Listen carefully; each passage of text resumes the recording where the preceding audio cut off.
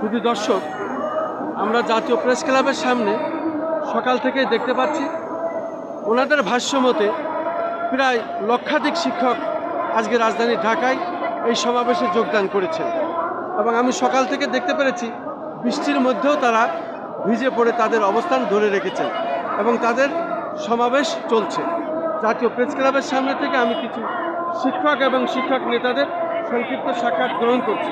আপনার নাম পরিচয় দিয়ে বলুন, কী চান আপনি? আমি বাংলাদেশের জেলা ভোলা থেকে আসছি। আমি প্রথমে মনে করছি যে বাংলাদেশ দক্ষিণ এশিয়ার একটি সর্বোন্নত মধ্যমায়ের দেশ। বাংলাদেশ আমরা আরও শ্রদ্ধার সাথে স্মরণ করছি এশিয়া মহাদেশের কিংবদন্তির মহাপুরুষ, বাংলাদেশের প্রধান রাষ্ট্র উপদেষ্টা, বারবার নোবেল বিজয়ী ডক্টর মোহাম্মদ মোখতার ইউনূস স্যারকে। বারবার না, একবারই পেয়েছেন, বারবার পুরস্কার পেয়েছেন, তবে নোবেল উনি শান্তিতে একবারই পেয়েছেন, যা বিশ্বে বাংলাদেশে একজনই ইতিহাসে স্মরণীয়। আমাদের এই বাংলাদেশের শিক্ষা ব্যবস্থা একসময় অনুন্নত ছিল। ধীরে ধীরে শিক্ষকদের চেষ্টা প্রচেষ্টার মাধ্যমে আমরা শিক্ষা ব্যবস্থাকে উন্নতির দ্বারপ্রান্তে নিয়ে এসেছি। স্বাধীনতার 49 বছর বয়স থেকে এদেশের শিক্ষকরা বিভিন্নভাবে বঞ্চিত ছিল। তাদের একটি দাবি ছিল বাড়ি ভাড়া, চিকিৎসা এবং উচ্চ ভাতা নিয়ে। অথচ সরকারি মাধ্যমিক বিদ্যালয়ের শিক্ষা ব্যবস্থা, সিলেবাস, পাঠ্যপুস্তক একই রকমের, কোনো ভিন্নতা নেই এখানে। তারা সকাল 10টা থেকে 4টা পর্যন্ত সময় দিয়ে থাকেন।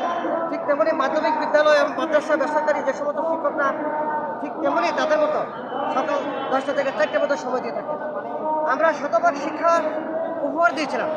আমাদের শতভাগ শিক্ষা ব্যবস্থা, আমাদের দেশে শিক্ষকের চেষ্টায় আমাদের দেশের সোনার ছেলেরা বাংলাদেশ সব বিশ্বের বহু উন্নত দেশে তারা শিক্ষা বিস্তারের জন্য তারা নিজেদেরকে আত্মপ্রতিষ্ঠা করেছিল। কিন্তু অত্যন্ত দুঃখের বিষয়, আমাদের শিক্ষকরা তাদের দাবি দাবা থেকে বঞ্চিত। ইতিমধ্যে বাংলাদেশের শিক্ষা ব্যবস্থাকে আরও উন্নতি করার লক্ষ্যে সরকার এনটিআরসির মাধ্যমে শিক্ষকদেরকে একটি নিবন্ধনের ব্যবস্থা করেছে।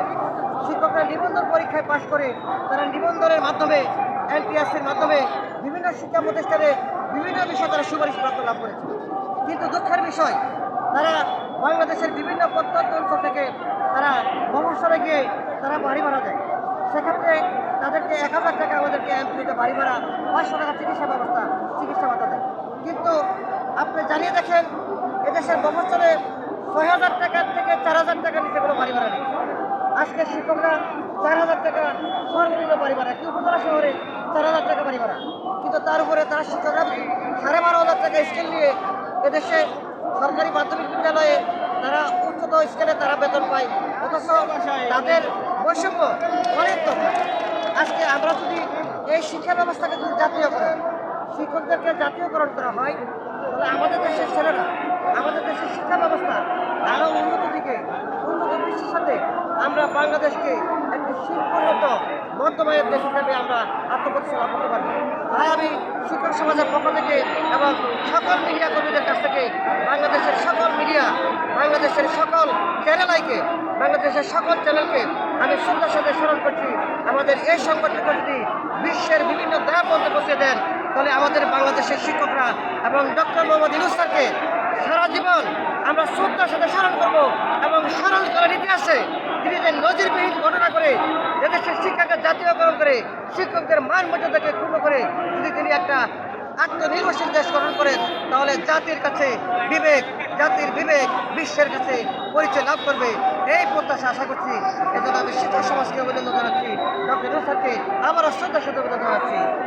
আপনাকে অনেক অনেক ধন্যবাদ এই সংক্ষিপ্ত সাক্ষাৎ দেওয়ার জন্য আমাদের চ্যানেলগুলির পক্ষ থেকে। আমি খন্দকার মাসুদুজ্জামান, জাতীয় প্রেস ক্লাবের সামনে থেকে, রাজধানী ঢাকা।